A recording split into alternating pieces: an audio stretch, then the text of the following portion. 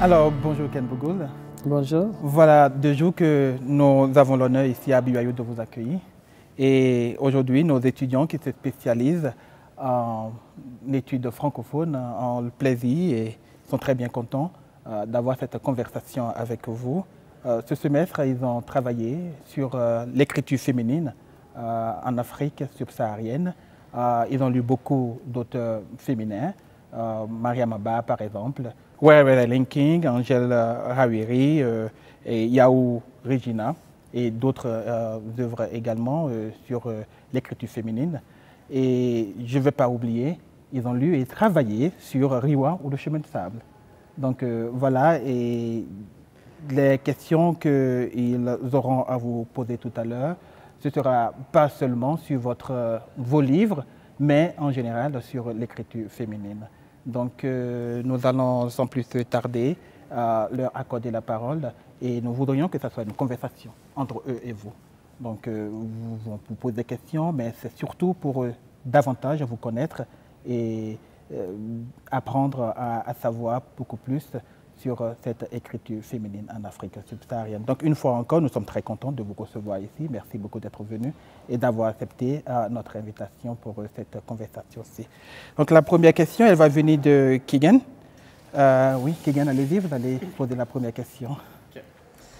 En 1983, quand vous avez écrit Le Baba Oufou, vous avez dit à la protagoniste du récit Ken, une femme, une noire, n'avait d'autre rôle à l'époque que d'être une femme, celle qui souhaitait épouser le jeune homme du village.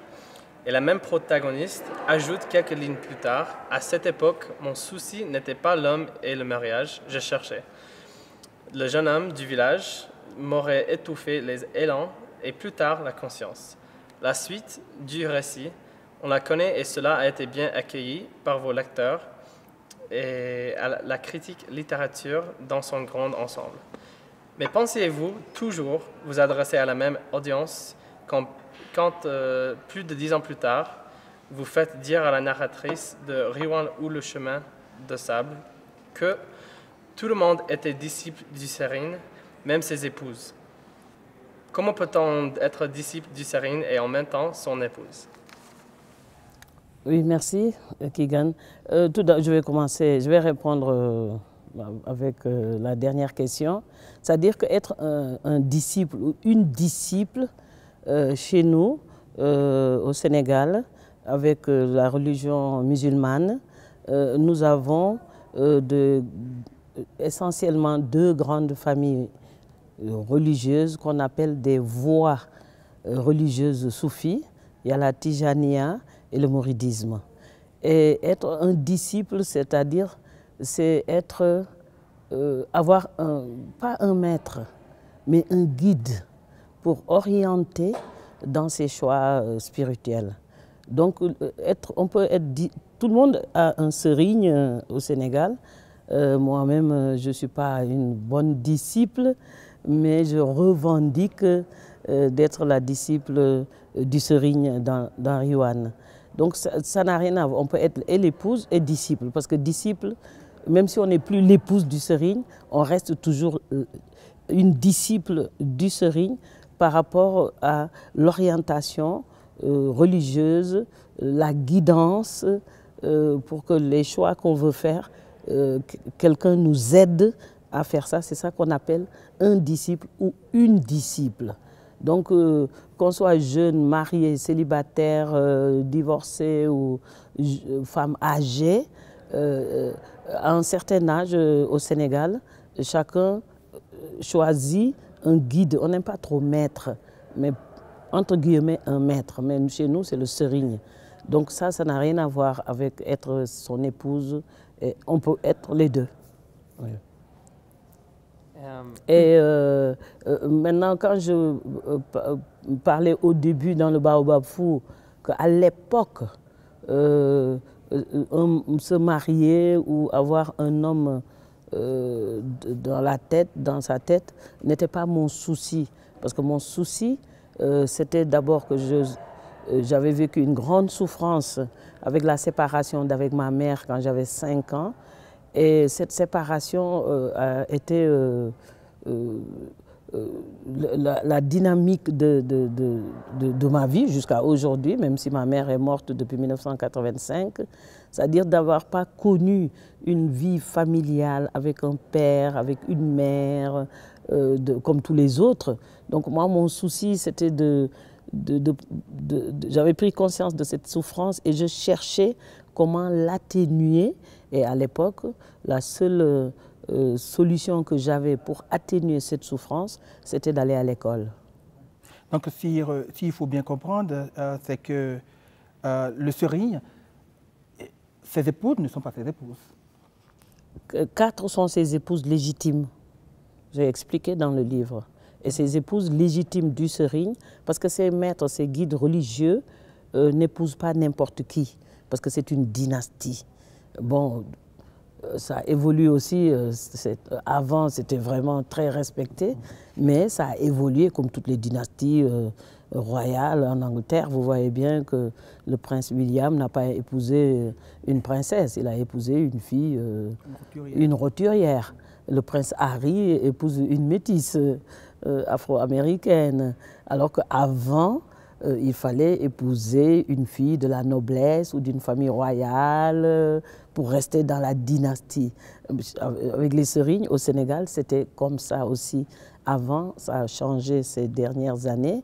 Et donc, les 4 épouses légitimes étaient choisies, comme je l'ai expliqué dans Riwan, une dans la famille paternelle, une dans la famille maternelle, une qui devait être la fille enfin, d'une famille de gens érudits, de gens qui ont la connaissance, et la 4e, devait être d'une famille royale, donc devait être une princesse, en tout cas appartenir à une famille de la grande noblesse. Parce que les enfants nés de ces 4 épouses sont appelés à devenir de futurs serignes. Toute autre femme en dehors de ces 4 épouses légales, selon l'islam, ne sont pas des épouses, ce sont des femmes qui sont sous la protection du serigne. Et on les appelle les Tara, le nom c'est Tara. Mais ça, ce n'est pas des maîtresses, c'est pas... parce que symboliquement, un lien secret, symboliquement, des liens très forts, et c'est les prendre sous la protection du serigne. Et ces femmes ne sont pas obligées de vivre avec lui, et même ne pas vivre dans la même région, ou même parfois ne pas vivre dans le même pays. Même. Donc ce sont des femmes qui sont sous la protection. Mais les 4 épouses légitimes, choisies dans le rang, dans le sang, la famille, sont les épouses légales. Et en plus, traditionnellement, on dit toujours, on disait, puisque ça a un peu changé, que ton mari, même s'il n'est pas serigne, comme j'avais dit ce matin, avec l'arrivée de l'islam, avec l'arrivée du colonisateur, l'homme avait ce rôle extrêmement sublimé, c'était presque un petit dieu, c'est le chef de famille, c'est lui qui nourrit, donc forcément on lui vouait un certain respect, entre guillemets, on était un peu des disciples de cet homme, même s'il n'est pas serigne. Ça, on l'a reçu avec l'islam, avec le colonisateur. Mais de nos jours, dans un couple, on peut voir, un homme peut être disciple d'un serigne et sa femme peut être disciple d'un autre serigne, parce que c'est la spiritualité, et on trouve que la spiritualité, c'est une question individuelle. On fait ses propres choix en fonction de ses propres aspirations spirituelles. Donc c'est ça, être le disciple de quelqu'un, ou la disciple de quelqu'un. Oui, sur la question du choix, nous avons eu beaucoup de discussions en classe sur cette question. Et il y a un personnage qui nous intrigue beaucoup, c'est celui de Rama. Est-ce qu'elle a vraiment fait son choix d'être avec le serigne? Et puis, en dehors du cas de Rama, est-ce que, comme ce sont juste des disciples du serigne, est-ce qu'elles sont libres ou bien elles doivent toujours vouer fidélité au serigne? Je pense que, Kegan, vous avez une autre question par rapport à ça, sur le cas de Rama. Allez-y. Donc, Rama et la narratrice ne semblent vivre de la même manière leur mariage avec le serigne. Rama serait-elle condamnable parce qu'elle n'aurait pas trouvé une raison d'épanouissement chez les Serigne? Oui, c'est-à-dire que le personnage de Rama dans Riwan, ce personnage n'existait pas chez le Serigne. Rama n'existe pas, il n'y avait pas une Rama chez le Serigne. Mais l'écriture, parce que du Baobafou à Cendré-Braise à Riwan, j'améliorais un peu, enfin j'améliorais, comme on dit, en forgeant, on devient forgeron. C'est-à-dire qu'à Riwan, déjà, je commençais à avoir une passion pour l'écriture et créer des personnages fictifs dans la réalité pour montrer la possibilité que la narratrice aurait pu être Rama aussi. Aurait pu être Rama. C'est pour ça que j'ai mis ce personnage fictif. La narratrice, Rama et Riwan, le fou, l'aliéné que le Serigne a guéri. Ces trois personnages, en fait, c'est le même personnage. C'est-à-dire la narratrice était arrivée chez le Serigne, rejetée par la société et traitée de folle. Donc quand elle est, d'ailleurs même si on rit dans Riwan, quand elle a quitté chez la mère pour aller chez le Serigne, le long du chemin, les têtes sortaient des maisons pour dire « Ah, c'est la folle, mais elle est mariée, non, elle n'a pas d'enfant, elle ne travaille pas. » C'était déjà un personnage rejeté par la société qui était traité de folle. Riwan aussi est arrivé chez le Serigne comme un fou, un aliéné. Et Rama, ce personnage fictif, vient dire que même dans cette situation, c'est-à-dire que la narratrice s'imagine, parce qu'elle a un certain niveau, elle a déjà vécu, elle a vécu en Europe, elle a connu beaucoup d'autres choses, se mettait dans la peau d'un personnage comme Rama, qu'on aurait presque donné sous forme de don, de cadeau au Serigne. Et donc, la narratrice s'imagine que si ça avait été le cas, et compte tenu de ses autres aspirations, qui ne sont pas du tout des aspirations spirituelles, mais des aspirations simplement terre à terre, vivre, aimer un garçon, vivre la vie. Pour elle, l'histoire de spiritualité, ça ne l'intéressait pas, c'était vivre maintenant, etc. Mais ça, si on retourne dans le Baobafou ou dans Cendré-Braise, on se rend compte que la narratrice était un personnage comme Rama. Et la faire disparaître à la fin du livre, ça, je me suis inspirée d'une légende qu'on racontait dans mon village dans ces années-là pour dissuader les jeunes filles qui vont se marier de tromper leur mari. On a imaginé que si une femme s'est mariée, si elle trompe son mari, elle risque d'avoir le même sort que Rama. C'est-à-dire qu'elle, quand elle va retourner chez elle, sa maison va brûler. Dans ce cas-ci, c'est la maison va brûler, ou bien on peut dire ses parents vont mourir. En tout cas, il va arriver un malheur.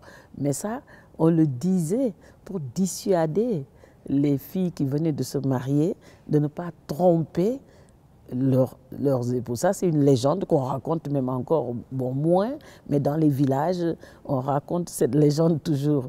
Donc, la narratrice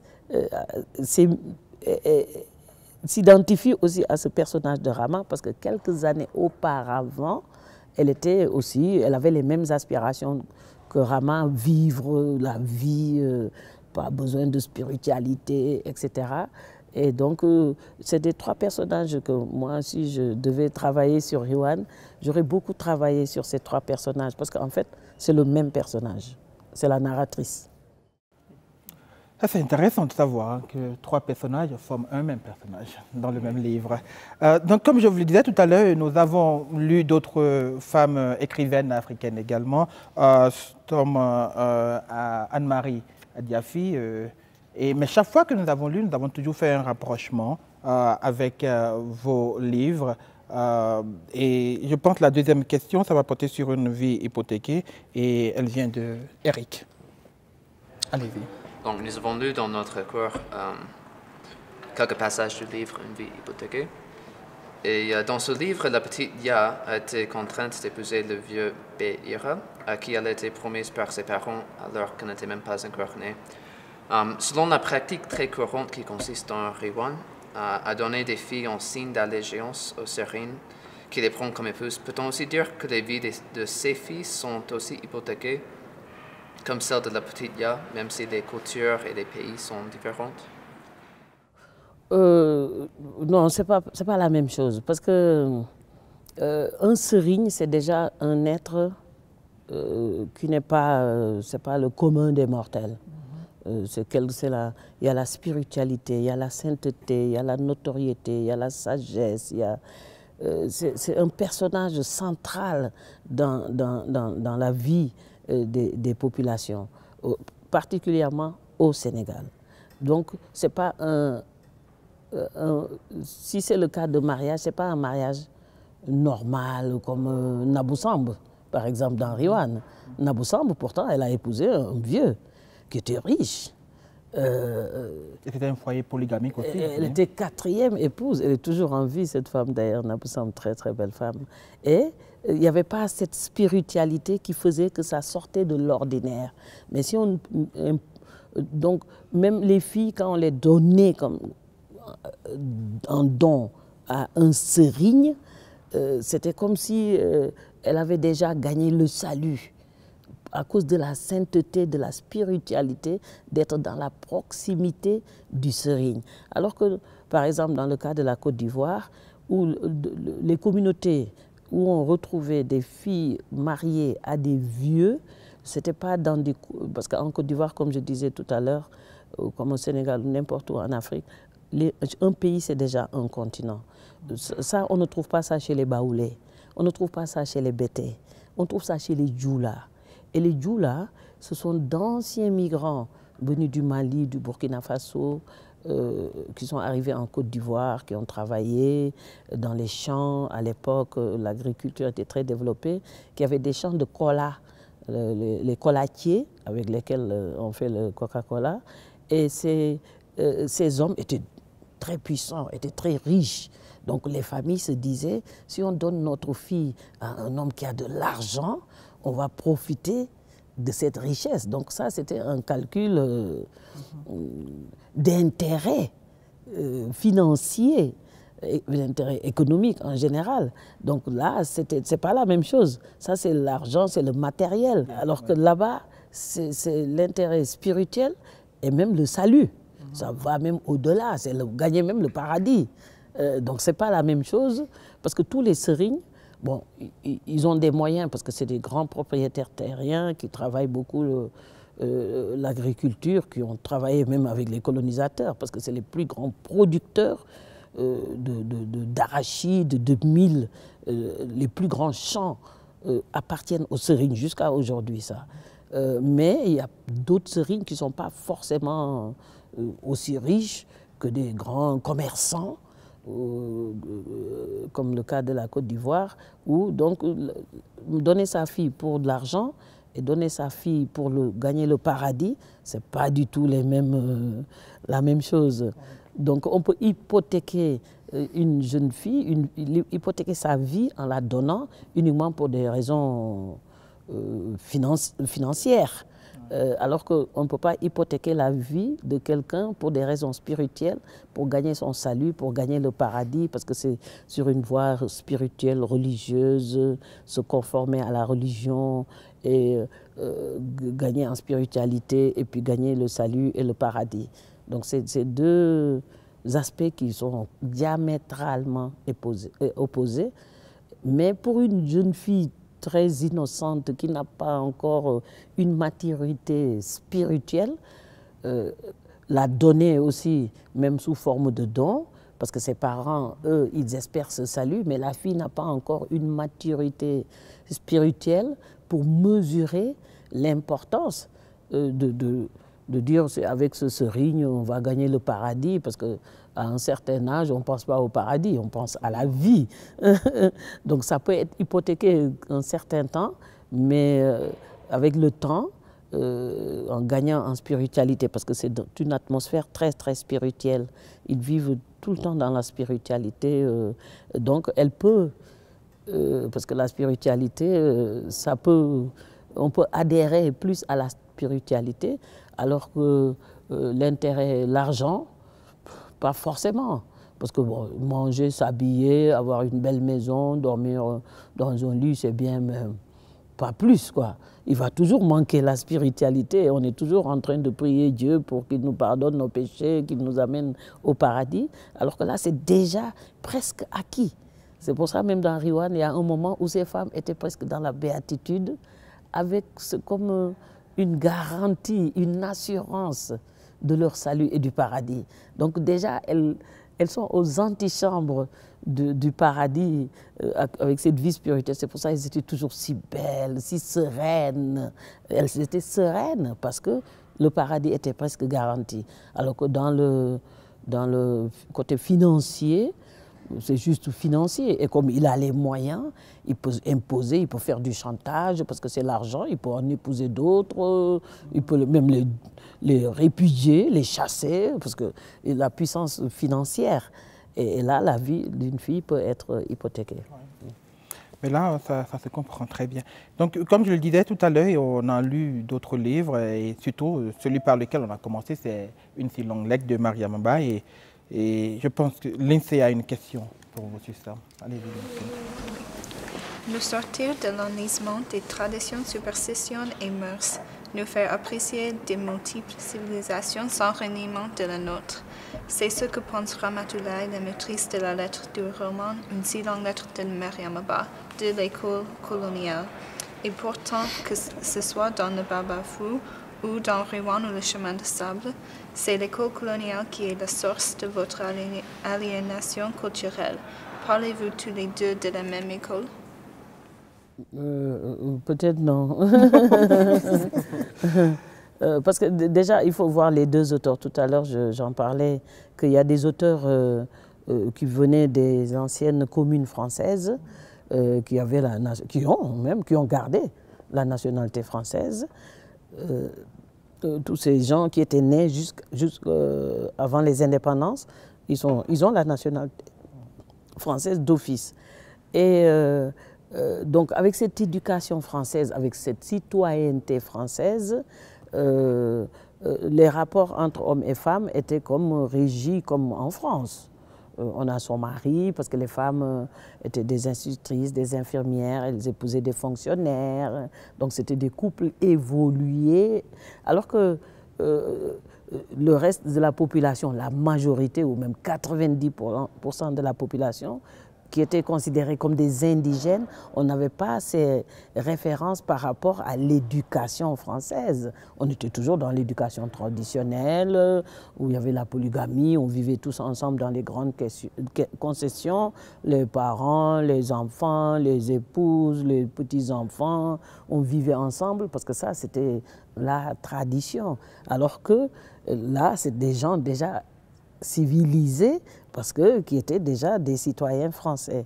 Et par exemple, dans Une si longue lettre, ce qui est le plus choquant, d'abord, concevoir le couple comme ton pied, mon pied, comme on dit dans le golfe de Guinée, monsieur et madame collaient, bras dessus, bras dessous, etc.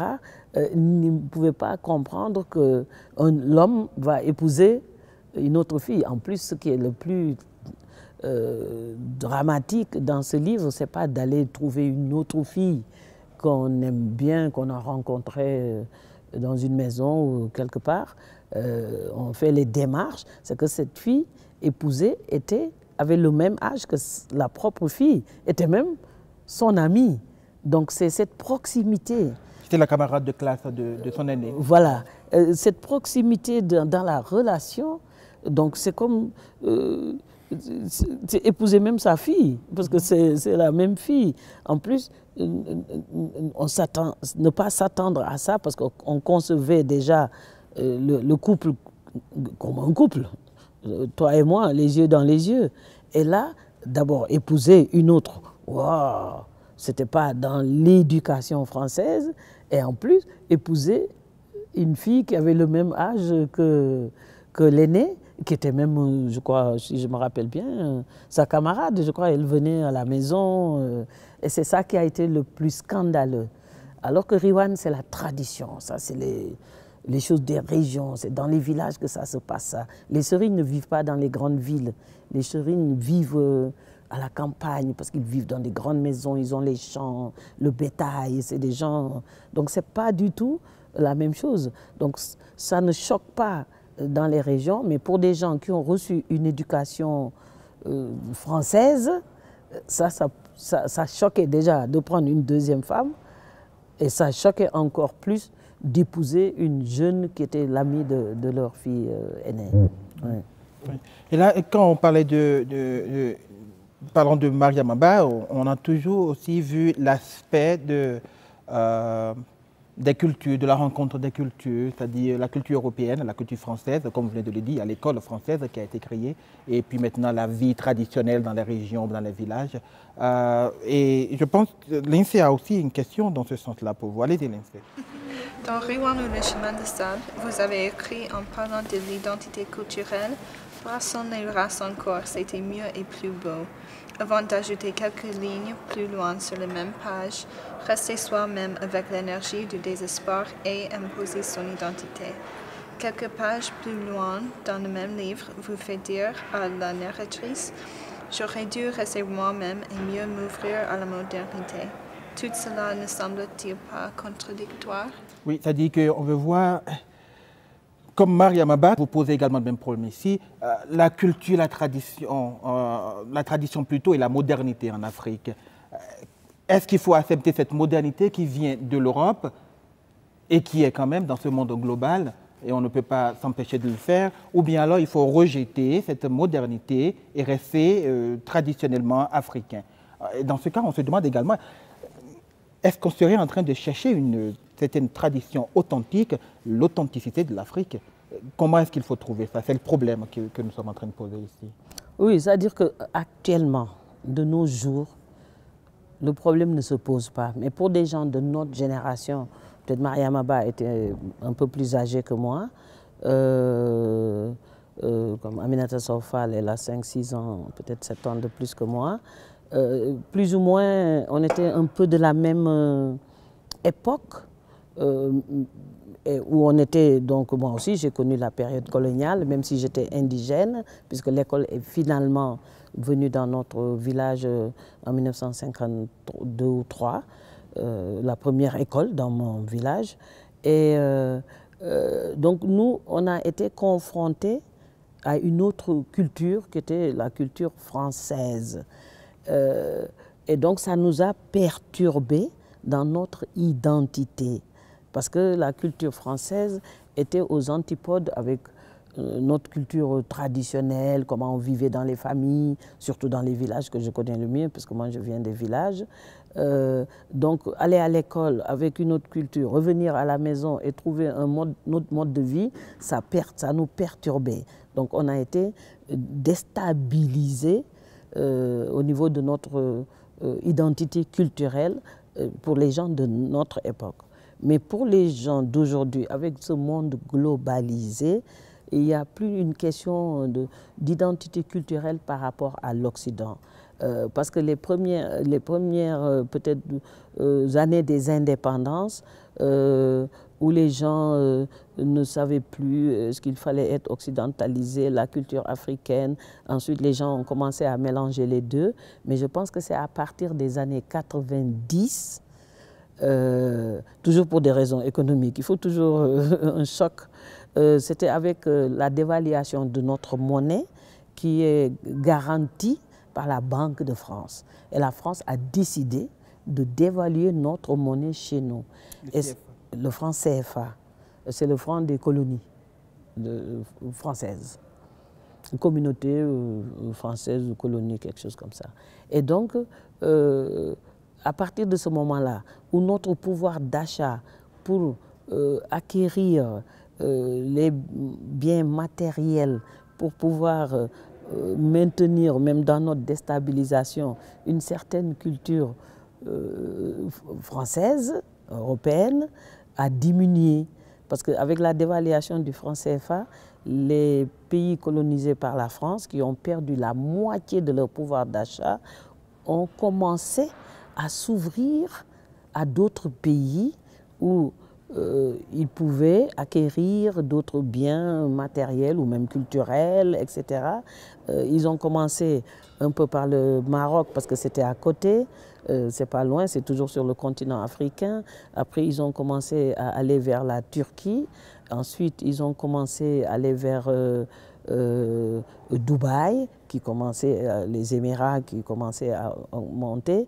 Ensuite, il y a l'Inde, ensuite la Malaisie et jusqu'à maintenant la Chine. Les femmes africaines vont en Chine comme aller au marché. Elles partent en Chine tout le temps. Je vais en Chine, je vais à Hong Kong. Oui, oui, moi, je n'ai jamais été à Hong Kong. Et elles sont parties à Hong Kong. Donc ça, le fait de s'ouvrir à d'autres pays qui ne sont pas des pays occidentaux, ça a commencé à lessiver cette identité culturelle qui prenait comme référence la France.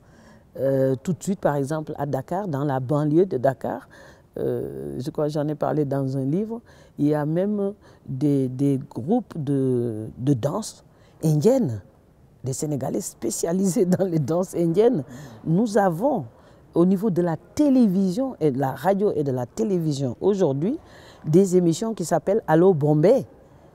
Allo Bombay. Donc on a commencé à porter les saris, à porter les bijoux de l'Inde, etc. Donc au fur et à mesure, ça nous a enlevé les nouvelles générations. Nous, on peut toujours en parler parce qu'on a connu ce qu'il y avait avant, mais pour les nouvelles générations, il n'y a plus cette déstabilisation parce que cette nouvelle génération n'a pas connu cette influence, cette politique d'assimilation de la France. Donc les nouvelles générations sont nées dans la globalisation. Au Sénégal, il y a des jeunes Sénégalaises qui peuvent imiter comment Beyoncé s'habille, comment Lady Gaga s'habille, comment Rihanna s'habille. D'ailleurs, même dans les salons de coiffure, il y a des coupes de coiffure Rihanna. Et dans les quartiers populaires, hein. Vous pouvez me faire du Rihanna aujourd'hui? Ah, oui, non, je ne veux pas Rihanna. Non, je vais faire afro. Donc maintenant, elles sont ouvertes à la culture mondiale.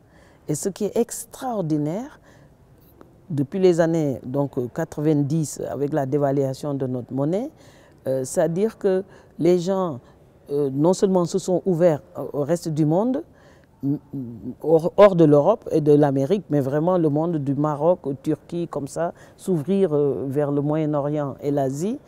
Et en même temps, le fait d'avoir rompu ce lien avec l'Occident, les nouvelles générations, aussi il y a eu comme un retour à leurs origines. Tout de suite, on a commencé à sortir des tissus, à faire du bogolan, le Burkina Faso, un peu même avant avec Thomas Sankara. Ils produisent du coton, à faire leur tissu qui s'appelle le Faso d'Anfani, à porter même jusqu'à aujourd'hui. La tenue officielle au Burkina Faso, c'est le Faso d'Anfani. Donc tout de suite, il y a eu un retour à sa propre culture, à son propre milieu, à sa propre culture. Donc on voit en Afrique aujourd'hui ce mélange entre sa culture propre et des cultures du monde en même temps. Donc on peut rencontrer une fille très branchée comme ça, et puis le soir on la retrouve dans des cérémonies où on se dit, mais ce n'est pas la fille que j'avais vue tout à l'heure. Et le soir, elle est encore différente. Donc cette capacité de pouvoir s'adapter à toutes les cultures en restant soi-même, chez soi, je trouve que ça c'est une acquisition fondamentale. C'est pour ça que, contrairement à ce qu'on croit, je le dis en France, je n'ose pas le dire en Amérique parce que je suis dans l'Utah et j'aime l'Utah et je veux revenir. Non, mais allez-y, vous pouvez le dire. On dit que, par exemple, que nous sommes plus cultivés, nous sommes plus ouverts, on a une faculté d'adaptation beaucoup plus rapide. Quand on arrive en Europe, on dit oui, je sais ce qui se passe. Ah oui, il y a eu ça, mais comment vous savez ça? Vous vivez en Afrique. Mais en Afrique, on sait tout, nous. Donc, parce qu'ils savent tout. Le plus petit garçon, vous rencontrez, il peut vous dire ce qu'on fait en Amérique, ce qu'on fait en Europe. Parce que ça, en même temps, cette ouverture et tout en restant soi-même. Mais c'est des facteurs économiques qui apportent souvent les changements chez nous. Par exemple, même le commerce, on ne fait plus beaucoup de commerce avec l'Europe. À part le wax en Hollande où on a besoin de certaines usines, mais sinon, on est beaucoup plus ouvert vers d'autres pays du monde. Et même si on revient en Europe, parce que c'est la globalisation, mais ça n'a plus l'impact que ça avait. Et les nouvelles générations ne sont pas du tout déstabilisées par la culture occidentale. Donc, rester soi-même. Et moi, je n'avais pas pu, ma génération, rester moi-même parce que j'étais déstabilisée par la culture occidentale. Je ne savais plus si est-ce que j'étais africaine ou j'étais française occidentalisée. Donc nous, on hésitait. Alors que ce que je voulais, c'était rester moi-même dans une culture, quelque chose de solide. Parce que j'ai toujours cherché quelque chose de solide pour faire face à une déstabilisation au niveau de mon identité culturelle, mais aussi à une déstabilisation affective, familiale, parce que j'avais été séparée de ma mère. Oui, ça c'est intéressant de le savoir.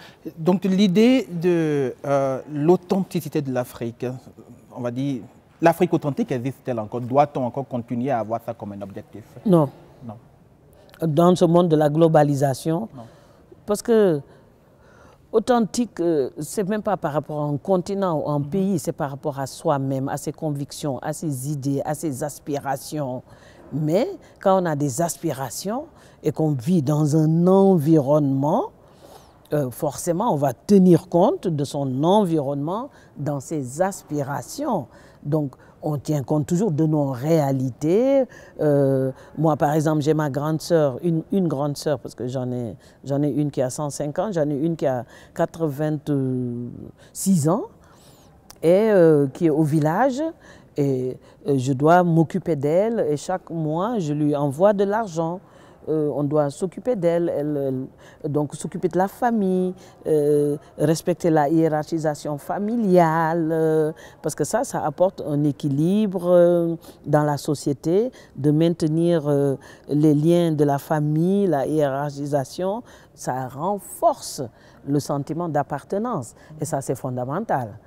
Donc c'est dans ce sens-là, renforcer l'appartenance compte tenu du contexte et ensuite ça n'empêche pas de s'ouvrir au monde.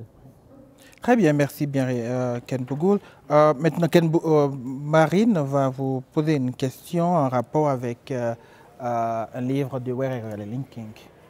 Allez-y Marine. Il y a certains écrivains africains qui refusent toute idée de compromis quand il s'agit des rôles de l'homme et de la femme dans la société ou de la domination de l'homme sur la société.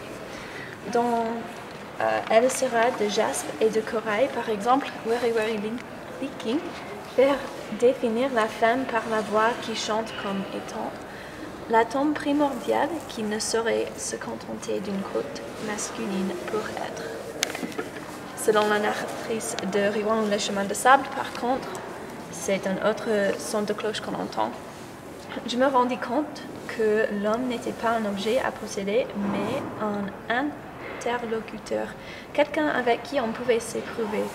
L'homme étant multiple, en raison de sa nature, il pouvait se servir de façon illimitée. Nous devions donc, nous femmes, avoir avec lui un rapport multidimensionnel. Faisons de lui un ami, un amant, un mari, un enfant, un frère, un confident. Nous ne le confinons pas dans ce rôle limité qui l'étouffait et nous faisons passer à côté de tant de choses. Alors, doit-on parler d'un côté de radicalité et en ce qui vous concerne de flexibilité? Oui. La radicalité se réfère aux religions qu'on nous a apportées et à la colonisation. Ce sont ces invasions, je ne sais pas comment, je cherche toujours le terme parce qu'invasion, ça fait... c'est là que le statut de l'homme a été défini, comme je l'ai dit ce matin, etc. Mais dans la tradition africaine, on n'avait pas ce rôle sublimé de l'homme par rapport aux religions, l'islam, le christianisme, le catholicisme, je ne sais pas. C'est pas. Donc quand certains auteurs se plaignent, c'est par rapport à ces invasions qui sont venues déstabiliser et sublimer ce rôle-là. Alors que la réalité dans la tradition, on n'avait pas, par exemple, dans la tradition, même si on est avec son mari, si on va chez soi, même dans la rue, mais par exemple au Sénégal, aujourd'hui, vous pouvez vous rencontrer des couples, vous n'allez jamais penser qu'ils sont mariés, parce qu'ils ne sont pas obligés de se tenir bras dessus, bras dessous, on ne se dit pas chérie, on ne se dit pas je t'aime, on ne se fait pas des bisous. Mais on s'aime quand même. On s'aime quand même. On s'aime quand même. Donc il y a, alors que avec la culture occidentale, c'était mon chéri, et c'est même gênant quand je le dis maintenant et tout. Et là, maintenant, par exemple, actuellement, ça n'existe plus. Même bon, si c'est les jeunes, les très jeunes, parce que j'ai une fille, bon maintenant elle est un peu vieille, mais quand elle était beaucoup plus jeune, son petit copain, elle l'appelait bébé, baby, bébé. Je dis bébé, parce que c'était aux États-Unis, this is my baby. Alors elle disait bébé. Je dis, ton copain, tu l'appelles bébé? Yeah, he's my baby. Ah bon? Donc ça passait à autre chose. Alors que la culture occidentale qu'on avait eue, son chéri, son mari qui arrive, on l'accueille, etc. Donc quand Were Were Liking parle, c'est par rapport à l'islam, aux religions et la colonisation, où le statut de l'homme était comme ça, comme je l'ai dit ce matin. Alors que si on retourne à la vie normale, j'aime pas même le mot traditionnel, il suffit seulement de quitter les grandes villes bien colonisées à 70 km à Thiès, ça change tout de suite. Et c'est pour ça que les femmes écrivaines de Thiès ne sont pas intéressées par écrire des choses sur les hommes, sur les femmes, parce qu'elles ne connaissent pas ça. Mais Were Were Liking, qui est d'origine camerounaise, qui vit en Côte d'Ivoire, qui est une grande amie à moi, qui est plus jeune que moi, elle a été aussi, par rapport à la religion, aux religions, à la colonisation, connu cette déstabilisation du seul fait que ces invasions ont sublimé le rôle de l'homme jusqu'à écraser la femme. Et moi qui venais d'un milieu indigène, mais aliéné par la culture occidentale, quand je suis retournée dans mes sources, j'ai constaté là qu'un homme, il fallait le prendre comme un mari, parce qu'il peut l'être, comme un amant, parce qu'il peut l'être, comme son frère, parce qu'il peut l'être, comme son fils, etc. Et même on voit par exemple au Sénégal, une femme mariée, on l'appelle presque mère, comme si c'est sa mère. Et parfois aussi, une femme peut appeler un homme papa. Papa, et ça finit par être papa. C'est pour ça qu'au Sénégal, tous les hommes sont des papas et toutes les femmes sont des mamans. Tout le monde, on appelle tout le monde maman, etc. Pour dire qu'il faut le considérer dans toute cette possibilité de relation et de rapport, parce qu'on n'est pas toujours mari et femme. Il y a des jours, dans un couple, il faut qu'ils se comportent comme des amants. Pour renouveler un peu la relation. Il y a des moments aussi où on a besoin d'un autre type de rapport affectif parce que l'autre ne se sent pas bien. Soit c'est la femme qui le materne parce que son mari a des soucis. Là, ce n'est plus une relation de chéri ou d'amant. C'est des relations vraiment de frère ou d'enfant. Et que parce que son mari ne se sent pas bien. Et on doit le conforter, on doit le consoler. Donc ça aussi, c'est un autre type de rapport. Donc on peut avoir plusieurs rapports. Quand on a aussi un souci, on peut lui demander son avis, comme on l'aurait demandé à son frère. oui, je voudrais, qu'est-ce que tu en penses? Et là, ce n'est plus des relations de chéri, mais c'est des relations vraiment de frères et de sœurs. Et cette possibilité d'avoir ces plusieurs rapports avec un homme, ça rend la relation plus solide et beaucoup plus saine, parce que ça équilibre les tensions. Si le côté tension en tant que mari éclate, on déplace, on amène le frère. Et là, tout de suite, ça baisse, etc. Et quand il ne se sent pas bien, on le prend comme un enfant. Ça dit, c'est rassurant. Et moi, je dis, c'est mieux d'avoir cette relation saine, en même temps solide, où le sentiment est très, très fort, parce qu'il mélange et l'amour, et l'amitié, et la fraternité, et beaucoup de relations ensemble, ça développe plus une relation. Chaque fois que je dis aux jeunes filles d'aujourd'hui, n'ayez pas des relations avec vos maris ou vos copains, juste dans la relation, il est à moi. Il faut le scinder en plusieurs pour pouvoir parce qu'il y a des jours où on n'a pas envie d'être des chéris, hein. On a envie d'être des amis, de regarder la montagne ensemble, de rigoler devant un dessin animé, etc. Et plus on a ces possibilités de relation, et plus la relation va être beaucoup plus solide, beaucoup plus saine, et moins de questionnements, et moins de psy. Et on n'a pas besoin d'aller chez le psy pour ça. Autrement, un peu de diplomatie dans la vie de couple. Une relation multidimensionnelle. Multidimensionnelle, très bien, parfait. Donc, comme je l'ai dit dans l'introduction, ce cours, c'est après tout, sinon avant tout, un cours de littérature. Et je pense que Chase a une question pour vous dans ce sens-là. Chase, allez-y.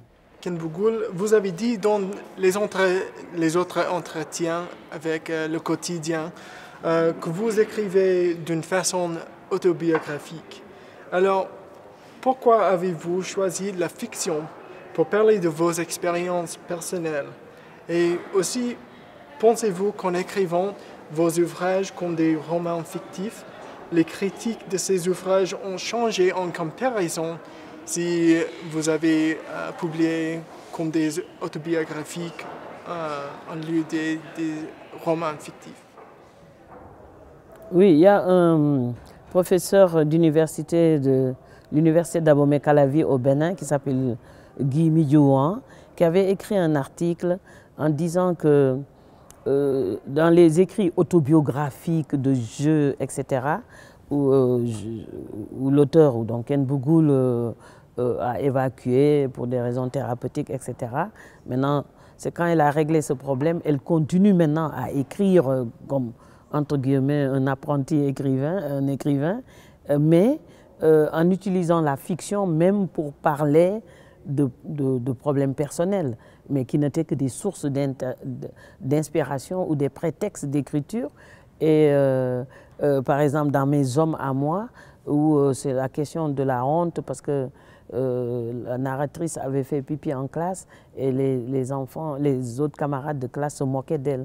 Et ça a été une honte tellement terrible.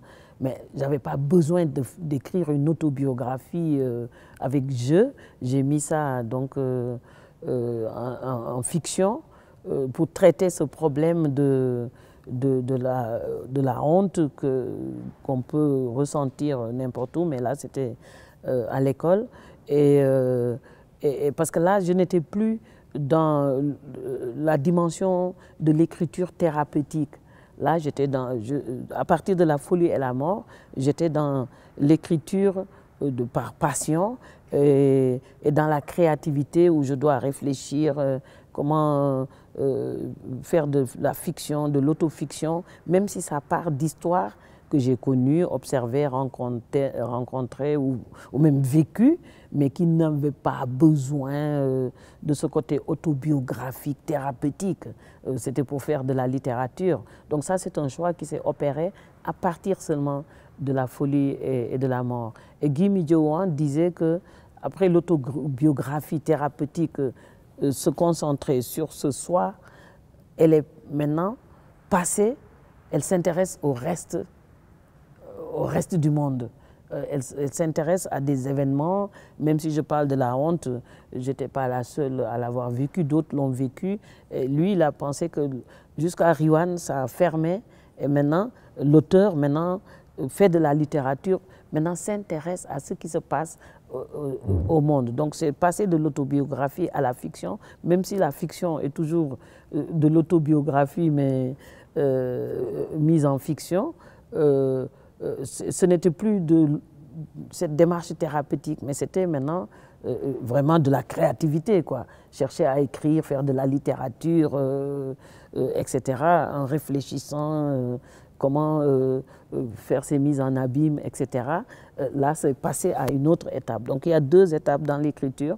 La nécessité, qui est dans l'autobiographie, et la passion de l'écriture, qui est passée dans les autres romans de fiction. Oui, je sais que dans d'autres interviews, vous avez expliqué cette idée de thérapie et puis de nécessité. Est-ce que vous pouvez le reprendre très brièvement un peu pour nous, pour que nous comprenions davantage?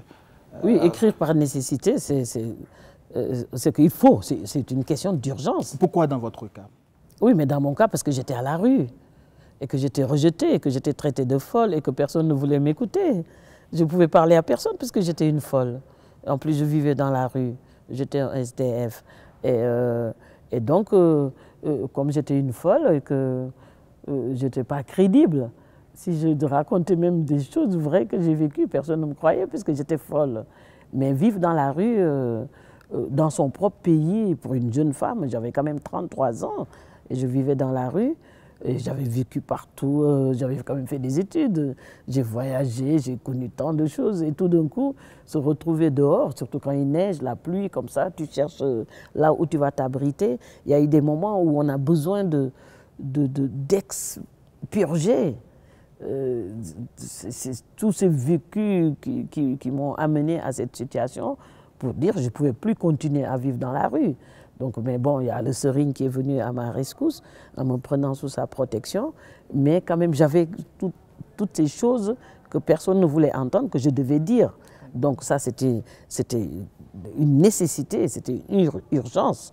Mais en même temps, de l'écrire en évacuant, on est soulagé. Et ce soulagement, c'est ça la thérapie. C'est-à-dire il faut dire, c'est une forme de psychothérapie presque, mais par l'écriture. Donc plus j'écrivais, et c'était comme si j'évacuais.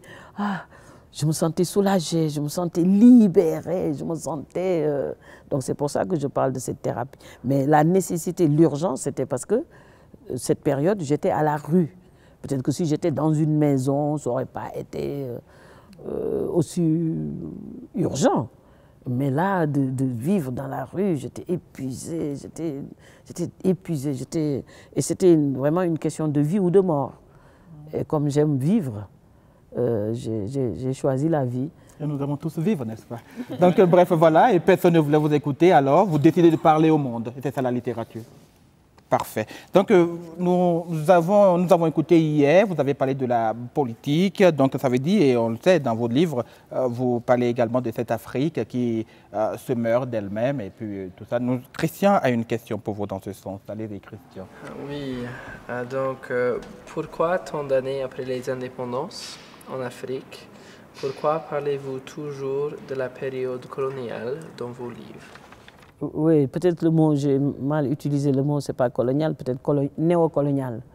Oui, c'est plutôt néocolonial. C'est-à-dire que toutes ces anciennes puissances coloniales continuent toujours de nous exploiter. Nous sommes le marché du monde, enfin marché poubelle. Maintenant, avant je disais marché, maintenant je mets marché-poubelle. Donc il y a toujours les anciennes colonies, qu'elles soient françaises, anglaises, etc., italiennes, veulent toujours quand même garder cette influence. On parle même de précaré. Ensuite, avec cette période néocoloniale, on a parlé de France-Afrique, etc. Donc c'est après les indépendances, c'est cette période néocoloniale que nous condamnons même encore aujourd'hui, parce que jusqu'à aujourd'hui, la France continue à exploiter ses anciennes colonies, comme le Sénégal, comme le Niger, enfin, toutes ces anciennes colonies, soit pour des raisons économiques, soit pour des raisons stratégiques, etc. Pour des raisons économiques, l'exploitation des ressources, nos ressources naturelles, notre uranium, notre pétrole, notre gaz, etc., notre bois, nos plantes médicinales, etc. Ensuite, stratégique pour avoir une influence. Par exemple, quand il y a une élection aux Nations Unies, la France fait du lobbying auprès de ses anciennes colonies pour que, au moment des votes, que ces anciennes colonies soutiennent une candidature, par exemple française, etc. Et donc, jusqu'à présent, enfin, jusqu'à ces 10-20 dernières années, nous étions dans ce contexte-là. Et en 2000, il y a eu au Sénégal un président qui est arrivé, Abdoulaye Wade, dont la femme est française, qui est de Grenoble, et qui a voulu couper tout cela, et qui a dit non, maintenant nous sommes dans une économie libérale, nous ne sommes pas obligés de toujours de coopérer, travailler avec la France. Et là, ils ont commencé à s'ouvrir aux pays arabes, aux monarchies du Golfe, aux pétrodollars, et ensuite s'ouvrir jusqu'à la Chine, qui est venu maintenant occuper l'espace, entre guillemets, néocolonial. Et qu'une fois, on m'avait demandé, mais vous acceptez que maintenant tout le monde vient chez vous, est-ce que ce n'était pas mieux de rester avec les anciennes colonies? J'ai dit, mais non, puisque nous sommes indépendants, nous sommes émancipés, nous pouvons choisir qui nous plaît pour nous exploiter. Qui nous plaît. Je ne veux pas utiliser un autre mot que j'ai vraiment utilisé dans cette interview en France, parce qu'il y a les enfants ici, mais que nous pouvons librement choisir qui on veut qu'il nous exploite. Et quand Abdoulaye Wade a fait ça, il a eu beaucoup de problèmes avec la France, qui a aidé beaucoup à le dégager. Et on a vu le nouveau président qui est arrivé, qui a dit revenez, donc l'armée française est à nouveau au Sénégal, les télécommunications sont aux mains des Français, le port, notre port est aux mains des Français, et c'est maintenant avec de revenir à la charge des Chinois, avec des conditions beaucoup plus avantageuses, mais en ne respectant pas les droits de l'homme. La Turquie, le président de Turquie vient de quitter. Maintenant, il y a une diversification de nos divers partenaires, mais tout ça, nous sommes toujours exploités malgré cela. C'est-à-dire que nous n'arrivons toujours pas à nous débarrasser de... Si ce n'est pas les Français, c'est les Chinois, c'est les Turcs, etc. Donc nous sommes toujours, 60 ans après les indépendances, un peu moins, mais nous sommes dans ça. Mais en même temps, je me dis, malgré tout, des choses changent, hein, l'Afrique bouge, enfin, ne bouge pas, ne change pas. L'Afrique, c'est des mutations, on passe comme ça tellement rapidement, et que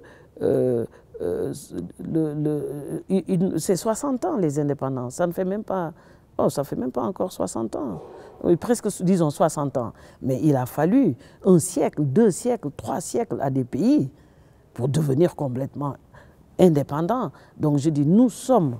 Il y a une conscience collective, dans notre, c'est même pas de l'imaginaire, il y a une conscience collective de ce qui se passe. Il y a des jeunes qui sont en train de se lever, des hommes et des femmes se lèvent pour dire non, pour dénoncer, etc.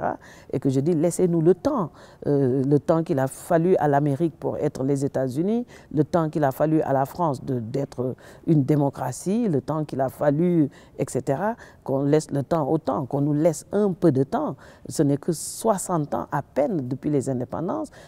Nous avons quand même fourni des efforts et que je suis sûre et certaine que dans les prochaines années, les choses vont énormément évoluer et les rapports de force vont changer.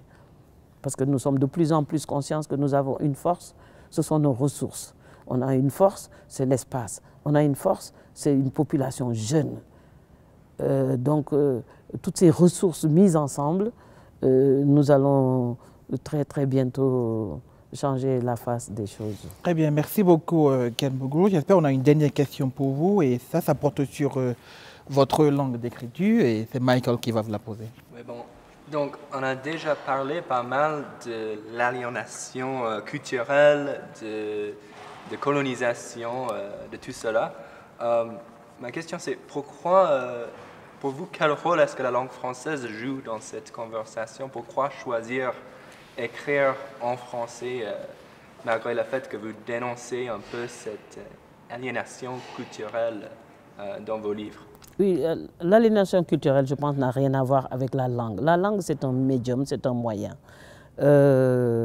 Donc, on n'est pas aliéné par rapport à une langue, parce qu'une langue vivante, c'est une dynamique. Parce que quand vous voyez que, par exemple, quand on dit la littérature francophone, et on dit la littérature française, bien que la littérature française fasse partie aussi de la littérature francophone. On parle de littérature africaine. Quand vous prenez un auteur comme l'écrivain béninois Florent Kouaouzouti, quand vous lisez ses livres, bien qu'il écrive en français, vous sentez que le fond culturel de la langue utilisée et la manière dont il peut utiliser ce médium qu'est la langue française pour recréer une nouvelle langue dans la construction, dans l'invention de mots, pas par rapport à l'étymologie du mot, mais comment ce mot, dans son contexte culturel, le sens de ce mot. Donc nous arrivons à manipuler, à utiliser, si vous avez regardé le film sur Ken Bougoul, il y avait cette question, et j'ai dit, mais moi, le français, ça ne me dérange pas, puisque je l'amène au marché. Dans Topa, je peux parler avec les femmes. Je l'amène dans les temples vaudous. La langue française ne se plaint pas. C'est-à-dire, on peut, en fonction de notre fond culturel, utiliser cette langue pour exprimer des idées en partant de notre fond culturel. Et si vous lisez un auteur, si vous prenez Riwan ou le Baobab Fou, la première réaction d'un universitaire sénégalais en 1982-83, quand Baobab Fou est sorti, un professeur d'université à Dakar de français a dit ça, ce n'est pas du français. Parce que la langue était utilisée dans un contexte d'un fond culturel qui est propre, par exemple, à ma région, le Ndoukoumane. La manière de parler, la tonalité, la longueur des phrases, ou même parfois un mot. Si on dit, si j'écris, je mets TC, HI, parfois j'ajoute 2 I pour faire le chip. Et dans ce chip, ce mot, mais il y a tout dedans, c'est chargé. Et parfois même on nous demande, je me rappelle, Boubacar Boris Diop, dans Riwan m'a dit, oui, mais les Français ne vont pas comprendre, il faut que je mette des explications. Je dis non, puisque nous, on a fourni des efforts pour comprendre Victor Hugo, comprendre Rimbaud, Voltaire, comprendre Verlaine, Sandrard, et même les aimer. Comment on a pu? De mon petit village, je comprends Rimbaud. Eux aussi, donc, à fournir des efforts pour nous comprendre. Et que même les professeurs, les étudiants, ne doivent pas seulement s'intéresser aux histoires, qui pour moi ne sont que des faits divers, mais s'intéresser à la manière d'écrire par rapport à la langue, comment les auteurs africains, et même déjà les auteurs africains, comparer seulement la littérature sénégalaise, que vous prenez des auteurs comme Mariam Abba, Aminata Sow Fall, que vous prenez Abdoulaye Sadji, que vous prenez, qui a écrit Karim encore, un très beau livre, tous ces gens qui étaient des, entre guillemets, qui venaient des communes françaises et prenaient un livre de Ken Bougoul ou de Fatou Diom, tout de suite vous sentez la différence de région. Parce que l'écriture est plus, c'est presque, on entend même le son, parce que l'écriture est brutale, entrecoupée. Mais ça tient compte de notre manière de nous exprimer, qu'on essaie en écrivant d'utiliser la langue française en la tournant, en la tordant, en la découpant en petits morceaux, en le recollant ailleurs pour exprimer notre idée. Et moi, je pense qu'il y a énormément de travail à faire là-dessus et énormément de comparaisons entre les indigènes, les anciens indigènes et les anciens citoyens. Ils n'écrivent même pas de la même façon. Donc, il y a beaucoup de recherches à faire. Et même, vous voyez, chez Gallimard, ils ont une collection, mais ils l'ont appelée Continent Noir. Parce que la manière d'écrire n'est pas comme un livre classique de France, etc. Et il y a toujours des gens qui disent « mais ça, c'est pas de la littérature, parce que ce qu'ils écrivent, c'est pas du français ». Il y en a même qui se plaignent que tous ces auteurs africains sont en train de violer la belle langue de l'Académie française. Mais en même temps, il y a des nouveaux académiciens qui sont maintenant obligés d'aller prendre la manière dont nous utilisons le français pour mettre ça dans le dictionnaire de l'Académie française. Le président Senghor, une station d'essence, mais chez nous, on ne dit pas une station d'essence. On y vend de l'essence, donc c'est une essencerie. On dit, mais essencerie, mais c'est la station d'essence. On dit, puisqu'on y vend de l'essence, ça s'appelle essencerie. Et ça, c'est le président Senghor. Et donc, avant la mort l'académicien, avant la mort de Senghor, essencerie est rentré à l'Académie française. Dibiterie, dibi, c'est de la viande braisée, et on dit, mais dibi. Donc, là où on va manger cette viande, ça s'appelle une dibiterie. Et puis, ça, ce mot est rentré. Et là, récemment, avec le nouveau président de France, avec l'Académie française, ils sont même en train de demander un dictionnaire du français de Côte d'Ivoire. De travailler sur ça, alors que c'est du français. Mais pourtant, on dit le français de Côte d'Ivoire, parce qu'ils ont une manière d'utiliser la langue en utilisant l'alphabet latin, mais traduit dans un contexte socio-politique, économique actuel de la Côte d'Ivoire. Vous pouvez parler avec un Ivoirien, il va utiliser la langue française. Si vous n'êtes pas vigilant, vous n'allez pas comprendre. Rien du tout. Donc, et puis la langue française n'appartient pas à la France. Les 3/4 du vocabulaire français viennent d'autres langues. Parce que chaque fois on dit, c'était un mot grec. Si vous regardez le dictionnaire Robert, vous prenez le mot en grec qui signifiait ceci, et que latin, etc. etc. Parfois c'est arabe. Il y a une influence énorme de l'arabe dans la langue française. Les jupes, tout ça, c'est pas français une jupe. Jupe, ça vient de l'arabe.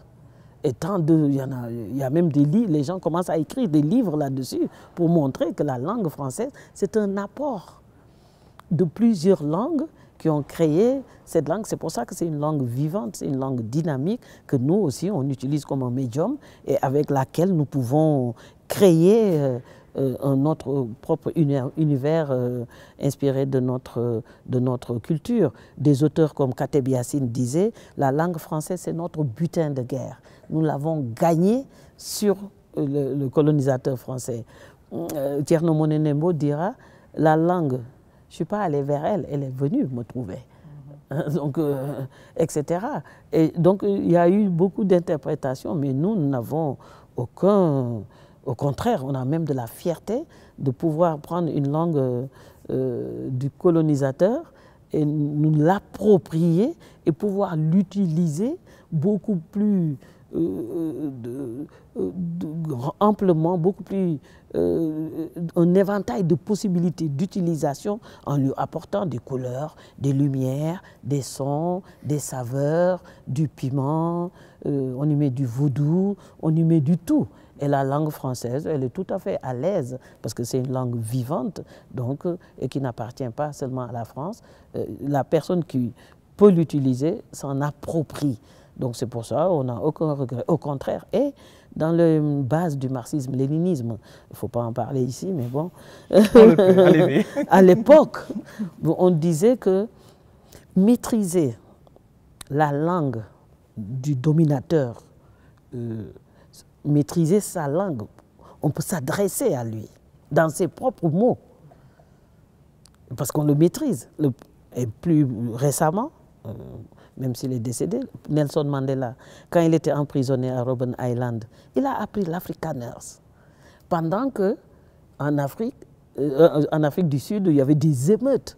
On ne veut pas apprendre la langue des Boers, on ne veut pas apprendre l'Afrkaners. Il y a eu des enfants tués, de morts, des centaines d'enfants tragiques. Alors que Nelson Mandela, lui, à la prison, il apprenait cette langue-là. Et quand il est sorti, son premier discours, il l'a fait dans la langue de ceux qu'il avait amenés en prison. Donc pour dire que s'approprier la langue du dominateur, c'est déjà avoir une emprise sur lui, parce qu'on peut s'adresser à lui dans sa langue, avec ses propres mots qu'il a créés. S'il a créé égalité, eh bien on lui dit, vous avez parlé d'égalité. Qu'est-ce que vous avez parlé de liberté, vous avez parlé de respect, vous avez parlé de fraternité.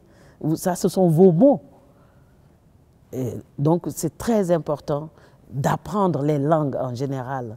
Quelle que soit la langue, apprendre le français, le chinois, l'arabe. Et je pense que les États-Unis, c'est un pays qui a fait énormément d'efforts de s'ouvrir à des langues arabes, chinoises.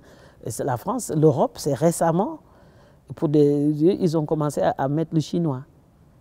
Alors que les États-Unis, il y a plusieurs années déjà, apprendre l'arabe, apprendre les langues, même les langues africaines, même le Peace Corps américain apprend les langues africaines ici aux États-Unis avant d'aller en Afrique. On envoie des gens, des Yoruba, des Wolof, des Fon, des Goun, des Swahili, qu'ils apprennent déjà ici. Et quand les gens du Peace Corps arrivent au Sénégal, ah, salam alaikum, man de Kumbala tout. Where are you coming from? I'm coming from man Utah la deug. Man ko ha Utah. She's speaking. Elle parle le Wolof même mieux que moi. Dès qu'elle arrive le lendemain, elle commence parce qu'elles ont déjà appris. Et là, ça aussi, c'est très important d'avoir cette possibilité de maîtriser cette langue pour pouvoir faire le travail sur le terrain directement avec les gens en parlant directement dans leur langue. Donc le problème de la langue, c'est un faux problème. Ce n'est pas un problème en fait, c'est une solution.